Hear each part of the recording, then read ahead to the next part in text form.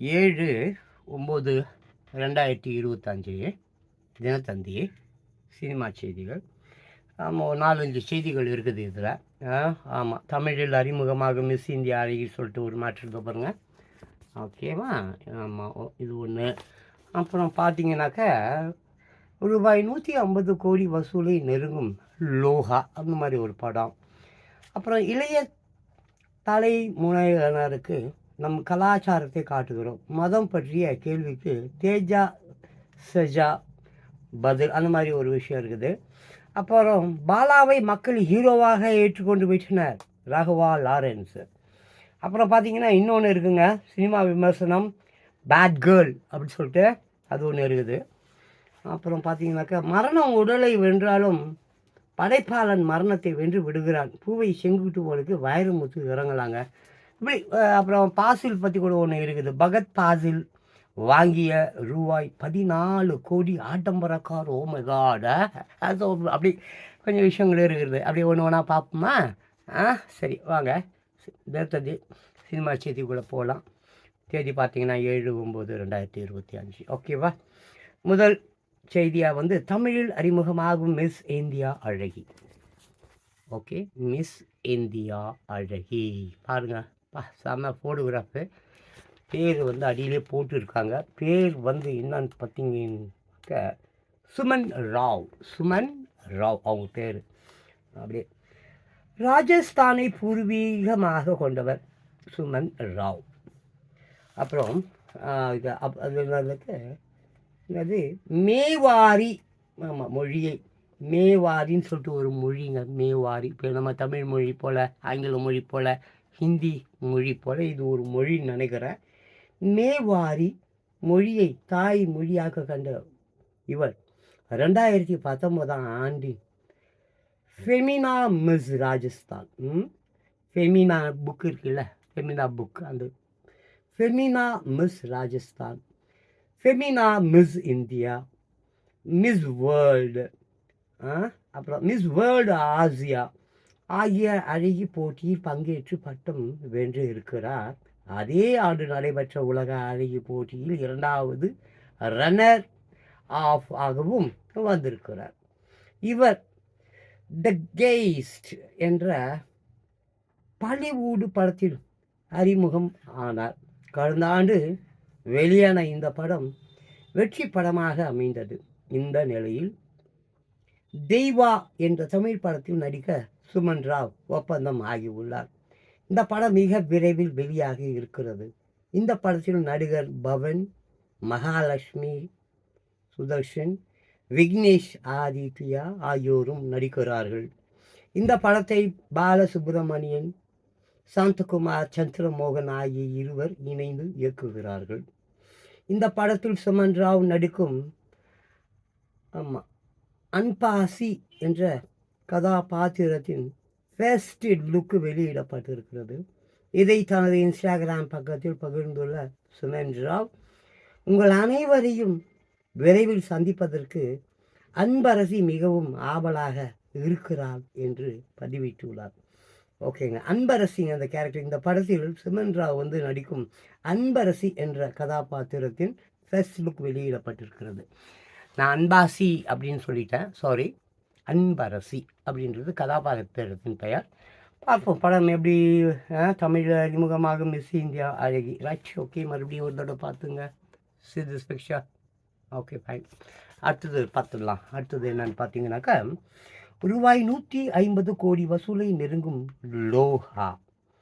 கல்யாணி பிரியதர்ஷன். கல்யாணி பிரியதர்ஷன், ஓகேவா? இது கல்யாணி பிரியதர்ஷன். ஓகே, என்னன்னு பார்ப்போம். மலையாள மொழியில் தயாரிக்கப்பட்ட சூப்பர் ஹீரோயின் கதை அம்சம் கொண்ட படம் லோகா சாப்டர் 1.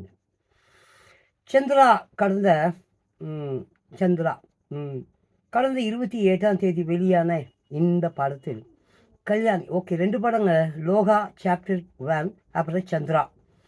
கடந்த 28ஆம் தேதி வெளியான இந்த படத்தில் கல்யாணி பிரியதர்ஷன் நாயகியாக நடித்து இருக்கிறார்.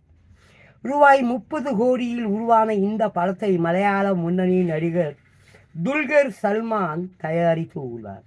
இந்த படம் மலையாளம் மட்டுமின்றி தமிழ், தெலுங்கு, கன்னடம், இந்தி உள்ளிட்ட மொழிகளிலும் நல்ல வரவேற்பை பெற்றிருக்கிறது.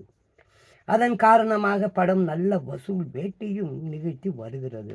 கடந்த 10 நாட்களில் இந்த படம் ரூபாய் 150 கோடி என்ற இலக்கை தொட்டிருக்கிறது.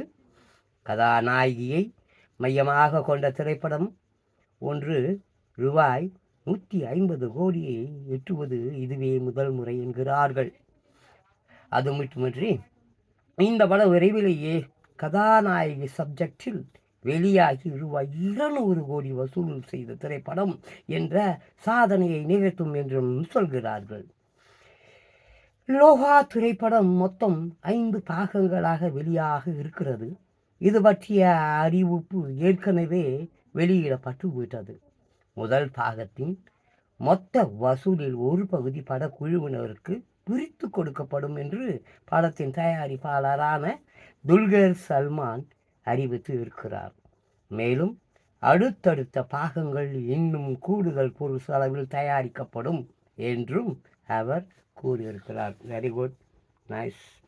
கல்யாணி பிரியதர்ஷன் ரூபாய் 150 கோடி வசூலை நெருங்கும் லோகா.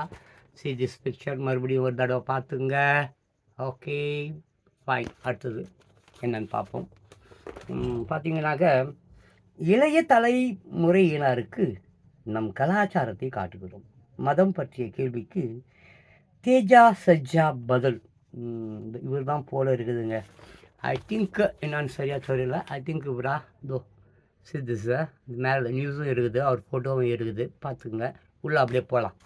என்னன்னு பார்ப்போம், என்ன சொல்கிறாருன்னு கேட்கலாம். இளைய தலைமுறையினருக்கு நம் கலாச்சாரத்தை காட்டுகிறோம். மதம் பற்றிய கேள்விக்கு தேஜா சஜ்ஜா பதில். தெலுங்கில் வளர்ந்து வரும் நடிகராக இருப்பவர் தேஜா சஜ்ஜா. கடந்த ஆண்டு அவரது நடிப்பில் வெளியான ஹனுமன் திரைப்படம் மிகப்பெரிய வெற்றியை பதிவு செய்தது. ஹனுமனின் சக்தியை பெரும் இளைஞன் தீய எண்ணம் கொண்ட வில்லனை அழிக்கும் கதையம்சம் கொண்டதாக இந்த படம் அமைந்து இருந்தது. இதன் அடுத்த பாகம் ஜெய் ஹனுமன் என்ற பெயரில் விரைவில் எடுக்கப்பட உள்ளது. இதிலும் தேஜா சஜ்ஜா நடிக்கிறார். இந்த நிலையில் தேஜா சஜ்ஜா நடிப்பில் மிராய் என்ற திரைப்படம் வருகிற 12ஆம் தேதி வெள்ளிக்கிழமை வெளியாக இருக்கிறது. பேன் இந்தியா மூவியாக உருவாகியுள்ள இந்த படத்திற்கான ப்ரமோஷன் நிகழ்ச்சிகளில் தேஜா சஜ்ஜா பங்கேற்று வருகிறார். மும்பையில் நடந்த விழாவில் அவரிடம், நீங்கள் தொடர்ந்து மதம் சார்ந்த படங்களில் நடிப்பது ஏன் என்று நிருபர்கள் கேள்வி எழுப்பினர். அதற்கு பதில் அளித்த தேஜா சஜ்ஜா, ஒரு நடிகர் தொடர்ச்சியாக காதல் கதைகளை தேர்வு செய்து நடிக்கும்போது யாரும் இது போன்று கேள்வி எழுப்புவது இல்லை. நம்முடைய தர்மத்தை பற்றி படம் எடுத்தால் மட்டும் ஏன் இது போன்ற கேள்விகளை கேட்கிறீர்கள்? இந்த நிலம் நம்முடைய தர்மத்திற்கு ஆனது. அதை நினைத்து நாம் பெருமைப்பட வேண்டும். மிராய் படத்தில் மதம் சார்ந்த விஷயம் மட்டுமின்றி அதிரடி, சாகசம் போன்ற பல விஷயங்கள் இருக்கின்றன. நாங்கள் இளைய தலைமுறையின் நமது கலாச்சாரத்தின் பாங்கை காட்டுகிறோம் என்பதில் நீங்கள் மகிழ்ச்சி அடைய வேண்டும் என்று கூறினார். வெரி குட், ஒரு நல்ல விஷயத்தை சொல்ல இருக்கிறார். அடுத்தது இன்னொரு விஷயம் பாருங்கள், பக்கத்தில் தான். என்னது, மரணம் உடலை வென்றாலும் படைப்பாளன் மரணத்தை வென்று விடுகிறான். பூவை செங்கிட்டுவனுக்கு வைரமுத்துகிறங்கள்.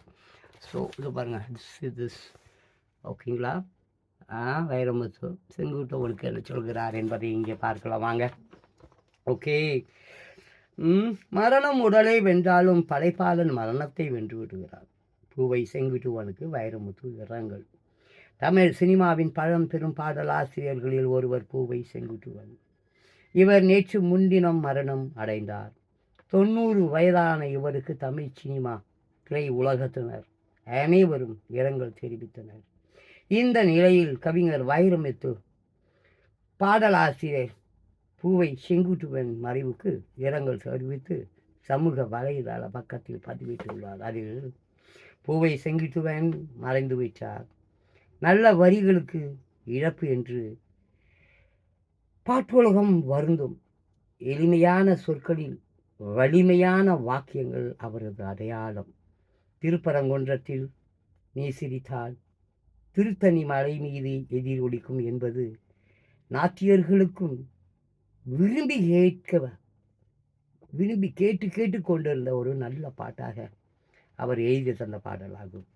கண்ணதாசன், வாலி, புலமை பெத்தன், முத்து லிங்கம் என்ற பயங்கர போட்டிக்கு மத்தியில் உலகத்தில் அவ்வப்போது நல்ல பாடல்களால் தன் இழுப்பை எழுதி காட்டியவர் பூவை செங்குட்டுவன். மரணம் உடலை வென்று விடுகிறது, ஒரு படைப்பாளனின் மரணத்தை வென்று விடுகிறான். பாடல் ஆசிரியர் மரணிக்கலாம், பாடல்கள் மரணிப்பது இல்லை, ஆழ்ந்த இரங்கல் என்று வைரமுத்து அவர்கள் பூவை செங்குட்டுவன் அவர்களுக்கு இரங்கல் தெரிவித்திருக்கிறார். இவ்வாறு அவர் கூறியிருக்கிறார். அடுத்து இன்னொரு செய்தி. பாலாவை மக்கள் ஹீரோவாக ஏற்றுக்கொண்டு விட்டனர். ராகவா லாரன்ஸ். பாலாவை மக்கள் ஹீரோவாக ஏற்றுக்கொண்டு விட்டனர். ஓகேவா? யார் சொல்கிறாங்க? ராகவா லாரன்ஸ். என்னன்னு பார்த்துடுவோமா? Okay, fine. ஓகே, பாலாவை மக்கள் ஹீரோவாக ஏற்றுக்கொண்டு விட்டனர். ராகவா லாரன்ஸ் தொலைக்காட்சிகளில் காமெடி ஷோ மூலம் மக்களின் ஆதரவை பெற்றவர் பாலா. இவர் நடிப்பில் காந்தி கண்ணாடி திரைப்படம் வெளியாகி வெற்றிகரமாக ஓடிக்கொண்டிருக்கிறது. இது பற்றி நடிகர் ராகவா லாரன்ஸ் கூறும்போது, நான் ஒரு காமெடி ஷோவில் பங்கேற்றிருந்த பாலாவிடம் உன் ஆசை என்ன என்று கேட்டதற்கு ஹீரோ ஆக வேண்டும் என்று சொன்னார். அது ஒரு காமெடி நிகழ்ச்சி என்பதால் அவரிடம், நீ உண்மையை சொல்கிறாயா இல்லை காமெடிக்காக சொல்கிறாயா என்று கேட்டேன். அதற்கு அவர், உண்மையாகவே ஒரு நாள் நான் ஹீரோவாக வேண்டும் என்பதுதான் என்னுடைய லட்சியம் என்று கூறினார். அது இந்த படத்தின் மூலமாக நிறைவேறி இருக்கிறது. நான் படத்தை தியேட்டரில் மக்களோடு மக்களாக அமர்ந்து பார்த்தேன். திரையில் பாலா சிரிக்கும்போது மக்களும் சிரிக்கிறார்கள், அவர் அழும்போது மக்களும் அழுகிறார்கள். அவரை உண்மையிலேயே மக்கள் ஹீரோவாக ஏற்றுக்கொண்டு விட்டார்கள் என்பதையே இது காட்டுகிறது. இதை பார்க்கும்போது எனக்கு மகிழ்ச்சியாக இருந்தது. இந்த படத்தை நானே தயாரிப்பதாக கூறினேன். ஆனால் அதற்குள் ஒரு தயாரிப்பாளர் முன்வந்து படத்தை சிறப்பாக தயாரித்து விட்டார். இங்கே நான் சொல்லிக் கொள்வது ஒன்று தான். பாலா நன்றாக இருந்தால் நிறைய குடும்பம் நன்றாக இருக்கும். பாலா மிகப்பெரிய நடிகனாக தமிழ் சினிமாவில் நிலைப்பார் என்று கூறினார்.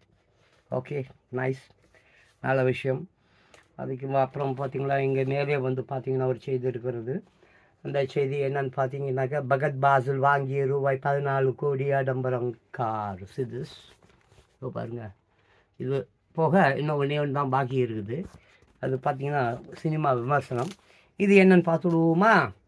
பகத் பாசில் வாங்கிய ரூபாய் 14 கோடி ஆடம்பர கார்.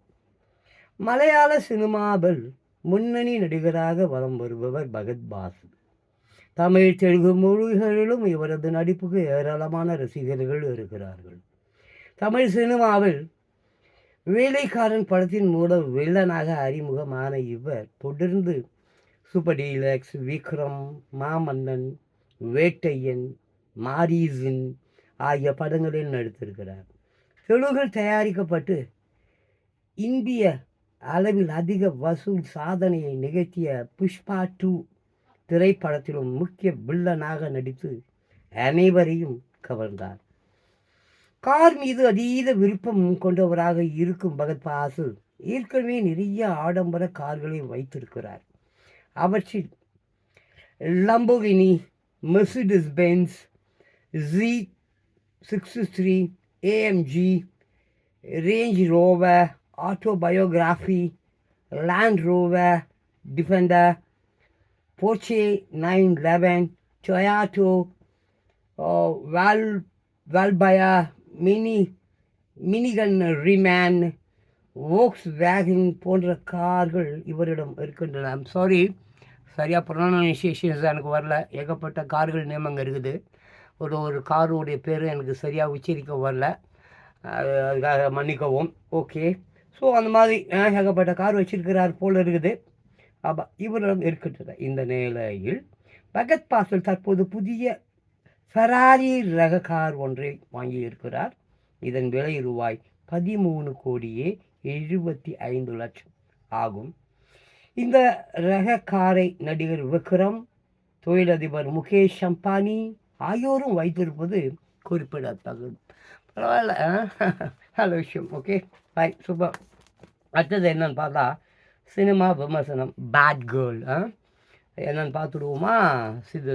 பேட் கேர்ள் காட்டுறேன் இருங்க. Wait and see this one. இதோ பாருங்கள், கீழே அந்த ப்ளூ கலரில் ஒரு லேடி கை கட்டின மாதிரி இருக்குதா? அதுதான். ஓகே, ஃபைன், போகலாம் வாங்க. பேட் கேர்ள் சினிமா விமர்சனம். தனக்கான சுதந்திரத்தை விரும்பும் இளம் பெண்ணின் கதை. தனக்கான சுதந்திரத்தை விரும்பும் இளம் பெண்ணின் கதை. கட்டுப்பாடான குடும்பத்தைச் சேர்ந்த அஞ்சலி சிவராமனுக்கு பள்ளிக்கூடத்திலேயே சக மாணவர்கள் மீது காதல் உருவாகிறது. இந்த காதலுக்கு பெற்றோர் எதிர்ப்பு தெரிவிக்க வேறு பள்ளிக்கு மார்ஷல் ஆகி செல்கிறார். பள்ளி முடிந்து கல்லூரி வாழ்க்கைக்கு செல்லும் அஞ்சலி அங்கு சக மாணவருடன் கட்டில் வரை காதல் லீலை புரிகிறார். ஒரு கட்டத்தில் காதலில் இருந்து காதலன் விலக நினைக்க அஞ்சலி பரிதவித்து போகிறார். விரக்தியின் உச்சத்துக்கே செல்கிறார். இறுதியில் என்ன ஆனது? அஞ்சலியின் காதல் கை கூடியதா என்பதே மீதி கதை. காதல், மோதல், ஏமாற்றம், வலி என பல பரிமாணங்களில் நடிப்பை வெளிப்படுத்தி அசர வைக்கிறார் அஞ்சலி சிவராமன். பருவ வேகத்தை கண்களிலேயே உணர்த்தி சிலிர்க்கவும் வைக்கிறார். நீண்ட இடைவெளிக்கு பிறகு திரைக்கு வந்துள்ள சாந்தி பிரியா பொறுப்பான அம்மாவாக நடித்து உள்ளார். ஹிருது ஹாரூன், டிஜே சரண்யா, ரவிச்சந்திரன், ஷிஷாங்க் பரம், மராட்டி பள்ளி, ஸ்ரீராம், பார்வதி பாலகிருஷ்ணன், கோகுல் உள்ளிட்ட பல பேரின் நடிப்பிலும் எந்த ஒரு குறைபாடும் இல்லை. பிரீதா ஜெயராமன், ஜெகதீஷ் ரவி, பிரின்ஸ் ஆண்டர்சன் ஆகியோரின் ஒளிப்பதிவு படத்தை தாங்கி பிடித்து இருக்கிறது.